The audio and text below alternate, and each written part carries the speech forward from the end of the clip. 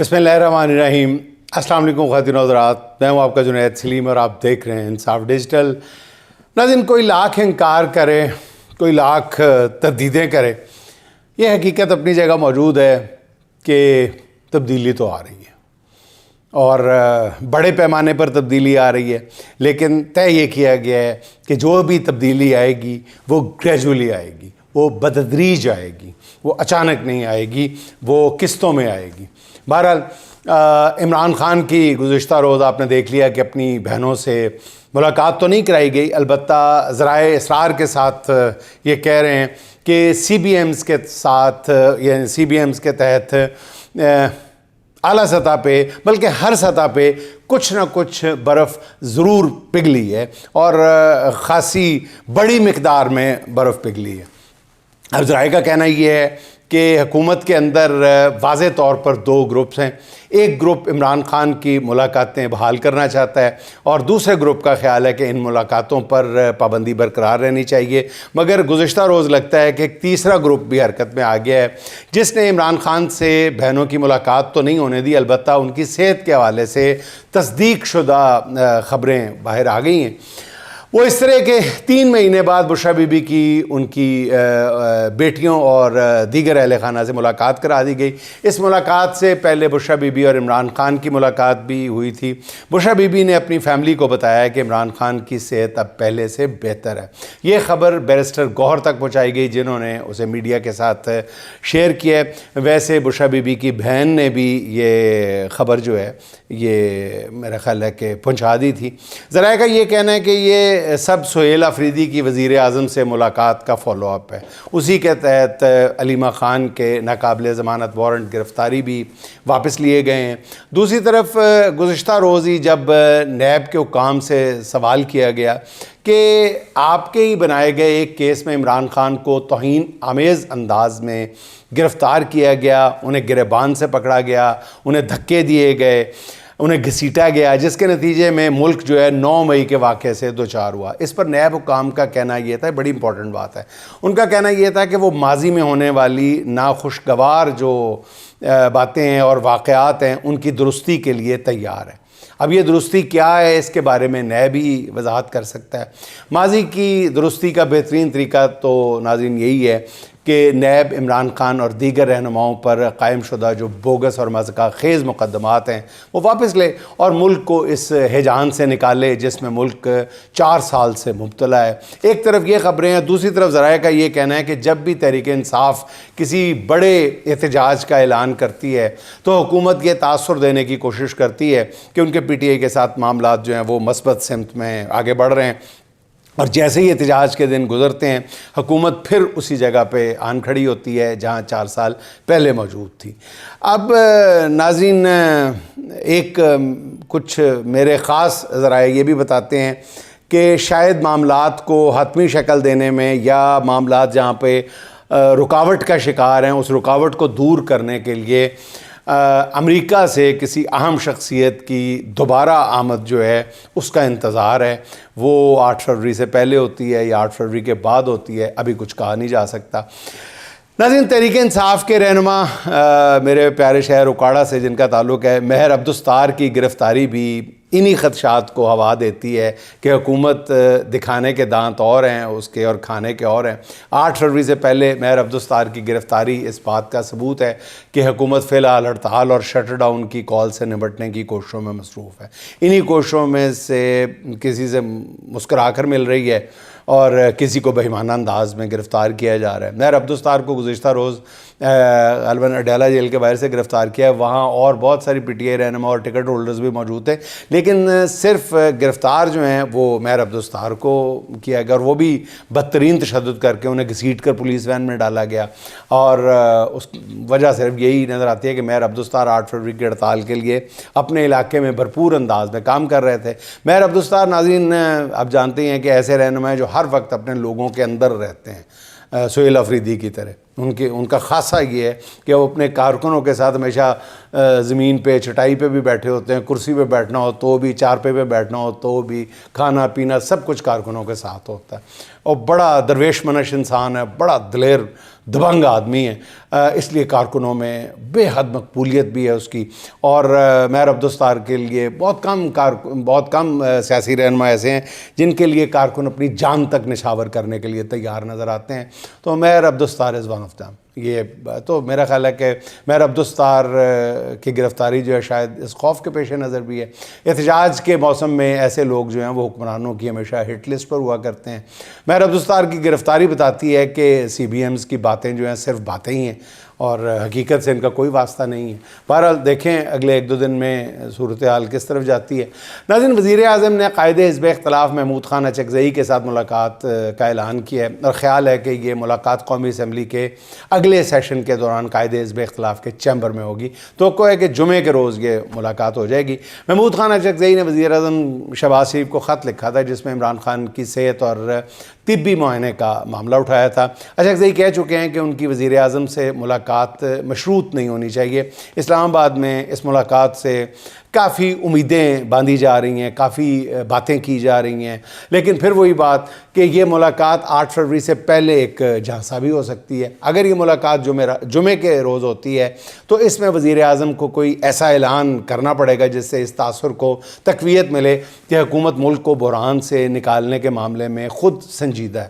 ناظرین، اصل بات تو یہی ہے کہ اگر اس معاملے سے فریقین اس بند گلی سے، میں عام طور پہ آپ کی خدمت پہ یہی ایک لفظ بولتا ہوں کہ بند گلی میں ساری قوتیں بند گلی میں ہیں. اس بند گلی سے نکلنے کا جو پہلا تاثر دینے کا جو فرض ہے وہ حکومت کا ہوا کرتا ہے. حکومت کو میرا خیال ہے کہ اس ملاقات کے بعد بھی ایسا کوئی سالڈ سٹیپ لینا پڑے گا.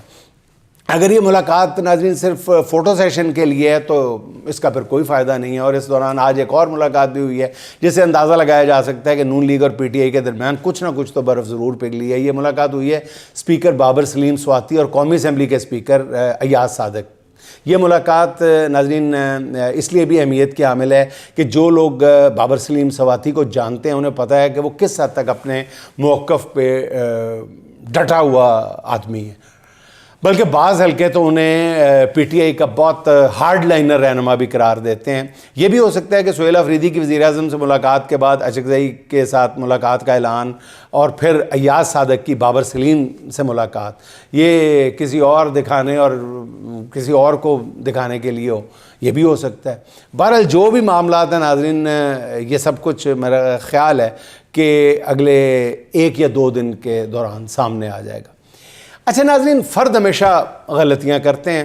فرد کو غلطی سے روکنے کے لیے تعلیم ضروری ہے. اس کے باوجود ہونے والی غلطی جو ہے وہ جرم بن جاتی ہے اور جس کے لیے قانون بنتے ہیں. ریاست کی ذمہ داری قانون کا اطلاق ہے، مگر جب ریاست اپنے ہی بنائے ہوئے قانون خود ہی توڑنے لگے تو پھر معاشرہ ٹوٹ پھوٹ کا شکار ہو جاتا ہے. ریاست جب سوالوں سے ڈرنے لگے تو سمجھ لیں کہ وہ جواب کھو چکی ہے. ریاست نے سچ بولنے والوں کو خاموش کیا، جھوٹ بولنے والوں کو پروٹوکول دیا. پھر ہم حیران ہیں کہ سچ کہاں کھو گیا. ریاست اگر اپنی غلطی مان لے تو وہ مضبوط ہوتی ہے، لیکن ریاست کی غلطی کی نشاندہی کرنے والے کو سازشی قرار دے دیا جائے تو ریاست کھوکھلی ہو جایا کرتی ہے. کھوکھلی ریاستیں جو ہیں وہ تخریب کاری سے نہیں، وہ سچ سے ٹوٹتی ہیں. آج کے آپ منظرنامے پہ غور کریں، یوں لگتا ہے ہر طرف دہشت گرد بیٹھے ہوئے ہیں کیونکہ ریاست نے خود کو کہیں کھڑا نہیں کیا. ہم نے ہر مسئلے کا حل طاقت کے استعمال میں رکھ دیا. حکومت اپنے فرائض سے پہلو تہی کرتی رہی اور بوجھ عسکری اداروں پر ڈالتی رہی کہ وہی ہر مسئلے کا حل نکالیں گے. اب حالت یہ ہے کہ حکومت دہشت گردی سے نمٹنے کو اپنی ذمہ داری نہیں تصور کرتی. اس نے ہر ناکامی کے پیچھے ایک ملک رکھ دیا ہے. آج ہمیں اپنا جغرافیہ سکڑتا ہوا محسوس ہونے لگا ہے یا اس کا خوف لاحق ہے. اسی خوف میں قبرستان آباد ہو رہے ہیں. یہ سبق کون دہرائے گا کہ دہشت گرد ریاستیں نہیں توڑ سکتے، کبھی بھی نہیں توڑ سکتے. دہشت گرد مل کے جتنی مرضی کبھی ریاست نہیں توڑ سکتے. سری لنکا ناظرین 30 سال تک خانہ جنگی کا شکار رہا، بالآخر تامل باغیوں کو شکست ہوئی اور ریاست بچ گئی. ریاستیں غلط فیصلوں سے ٹوٹتی ہیں. ریاست اپنے شہریوں کو جب سننا چھوڑ دے تو پھر کوئی اور ان کو سن لیتا ہے. جب عدالتیں انصاف نہیں دیتی تو پھر بندوق اپنا قانون لکھتی ہے. جب سیاست کے دروازے بند کر دیے جائیں تو پھر تخریب کاری جو ہے یہ اپنے رستے بنا لیتی ہے، اور یہی وہ سچ ہے جس کا سامنا کرنے سے ریاست گریز کرتی ہے۔ مگر اس سچ کو مانے بغیر آگے بڑھنے کی ناظرین کوئی صورت بھی نہیں ہے۔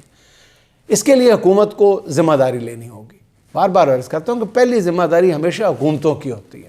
عسکری ادارے اپنی استطاعت سے بڑھ کر قربانیاں دے رہے ہیں، مگر حکومت ہر جگہ خاموش تماشائی بنی نہیں رہ سکتی۔ یہ سوٹ نہیں کرتا ایک حکومت کو اور پھر ریاست کو۔ اچھا ناظرین، بزرگ سیاستدان جاوید ہاشمی کہ آپ نے سن لیا ہوگا، 2 دن پہلے ان کے داماد شاہد بہار ہاشمی کو ایک بار پھر گرفتار کیا گیا ہے، اور ناظرین ابھی اس کی جو تفصیلات آئی ہیں بڑی شرمناک ہیں۔ اس مرتبہ بجلی چوری کا مقدمہ درج ہوا ہے۔ پولیس نے 1 میٹر تار، جی ہاں پورے 3 فٹ تار برآمد کر کچھ ماہ قبل جاوید ہاشمی کے اسی داماد پر پلاسٹک کا جگ چوری کرنے کی FIR بھی درج۔ اچھا یہ حکومت کو ویسے عجیب شوق ہے، وہ بھٹو دور میں جو گرفتاریاں ہوئی تھیں نا، آپ کو یاد ہوگا 77 کی تحریک میں، تو جسے تحریک نظام مصطفیٰ کہتے تھے، اچھا اس میں بھی آپ پیپلز پارٹی نے جب اپنے مخالفین کو گرفتار کیا تو 2 چوریاں بہت مشہور تھیں، ایک بھینس چوری، ایک اسکوٹر چوری۔ اس زمانے میں اسکوٹر بہت چلتے تھے۔ اس حکومت کو تار چوری کا کیس ڈالنے کا بڑا شوق ہے۔ سیالکوٹ کے کروڑ پتی ڈار برادران، ان پر بھی بنیادی طور پہ تار چوری کا کیس ہے، تار چوری کی ہے انہوں نے۔ حیرت ہے نا۔ اب جاوید ہاشمی کا عجیب ویسے تاروں کی برآمدی، یار خدا دا خوف کرو یار، تھوڑی حیا کرو، کی کر دے پہ۔ اچھا ناظرین، یہ میں نے جیسا عرض کیا نا کہ جاوید ہاشمی کے داماد پر جو پہلا کیس تھا وہ پلاسٹک کا جگ گلاس چوری کرنا کا تھا، اور FIR درج ہوئی ہے۔ اور آپ کو یاد ہے بھٹو دور میں جاوید ہاشمی پر سرکاری گاڑی کا جیک اور پانا چوری کرنے کی FIR بھی کاٹی گئی تھی۔ حد ہے نا۔ 50 سال گزر گئے مگر ہمارے انتظامی ادارے آج بھی اسی ذہنی دیوالیہ پن کا شکار ہیں۔ مصنوعی ذہانت کے اس دور میں مطلب ہماری انتظامی مشینری جو ہے وہ بنیادی ذہانت سے محروم ہے۔ اب بات کرتے ہیں AI کی۔ ہمارے پاس یہ آرٹیفیشیل انٹیلیجنس کیا، دماغی انٹیلیجنس بھی نہیں ہے گی ساڑھے کو۔ اب کوئی بتائے کہ بجلی چوری کے اس کیس میں 60-70 پولیس اہلکاروں کے ہمراہ آدھی رات کے وقت گھر پر حملے کی صورتحال پیدا کرنے کی پھر کیا ضرورت تھی؟ پھر یہ بجلی چوری کا مقدمہ بھی عجیب تھا کہ اس میں گھر پر چھاپا 31 جنوری کی رات کو مارا گیا، جبکہ FIR 1 فروری کو درج کی گئی ہے۔ آخر کیوں حکمران جو ہیں اور ان کی خوش آمدی انتظامیہ ایسے مضحکہ خیز مقدمات کے ذریعے اپنے منہ پہ کالک ملتی ہے؟ دوسری طرف جاوید ہاشمی نے جو انکشاف کیا ہے وہ بھی بہت تشویشناک ہے۔ وہ کہتے ہیں جی مجھے پیغام ملا ہے کہ مجھے کسی ایکسیڈنٹ کے ذریعے قتل کر دیا جائے گا، میری بیٹیوں کو ذلیل و رسوا کیا جائے گا، اور جتنا کر سکتے ہیں اتنا کیا جائے گا۔ میرا خیال ہے ایسی دھمکیاں دینے والے جاوید ہاشمی کو شاید جانتے نہیں ہیں۔ وہ بوڑھا ضرور ہو گیا مگر اس میں دلیری آج بھی کڑی جوان والی ہے۔ اس بہادر آدمی نے جبر کے ایسے ایسے موسم دیکھے ہیں، بلکہ اس نے تو ساری زندگی اسی جبر کا مقابلہ کرتے ہوئے گزاری ہے۔ ایسے ہی تو نہیں ہر دور میں یہ نعرہ لگا کہ ایک بہادر آدمی ہاشمی ہاشمی، اور ہم تو بچپن میں ہفت روزوں میں یہ پڑھتے آئے تھے کہ کس طرح جاوید ہاشمی کو بھٹو دور میں برف کے بلاک پہ برف کی سلوں پہ لٹایا گیا تھا، باندھ کے، زنجیروں سے باندھ کے۔ یہ وہی جاوید ہاشمی ہے۔ اچھا ناظرین، معاشی محاذ سے مسلسل تکلیف دہ خبریں آ رہی ہیں۔